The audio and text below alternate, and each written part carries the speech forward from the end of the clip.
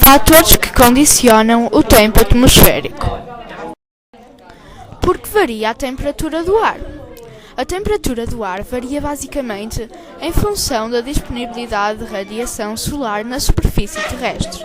O valor máximo diário da temperatura do ar ocorre normalmente de 2 a 3 horas após o pico de energia radiante, o que se deve ao fato da temperatura do ar ser medida a cerca de 1,5 a 2 metros acima da superfície.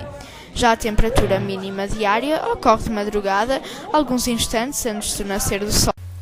As amplitudes térmicas. A expressão amplitude térmica designa a diferença entre a temperatura máxima e a temperatura mínima registada num diferente período de tempo.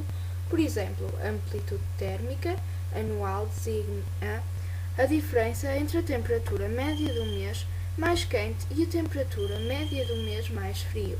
No caso da amplitude térmica diária, refere-se à diferença entre a temperatura máxima e mínima de um dia. O que é a umidade do ar? A umidade do ar é a quantidade de vapor de água contido em cada metro cúbico do ambiente em média. Como se formam as nuvens e qual a sua classificação? A origem de uma nuvem está no calor que é irradiado pelo Sol, atingindo a superfície do nosso planeta. Este calor evapora a água que sobe por ser menos denso que o ar ao nível do mar. Ao encontrar regiões mais frias da atmosfera, o vapor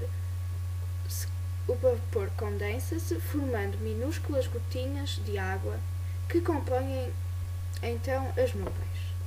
Continuação. A classificação é baseada na aparência e a altitude das nuvens.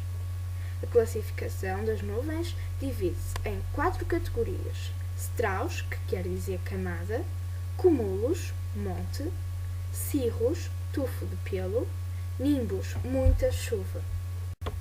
Como se forma o nevoeiro, a neblina, a geada e o orvalho? Vapor de água que se condensa em forma de pequenas gotas devido a um arrefecimento lento do ar e se deposita de manhã e à noite sobre os corpos expostos ao ar livre.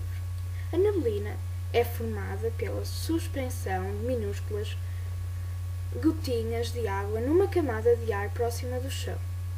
Ou seja, a neblina nada mais é do que uma nuvem em contacto com o Sol.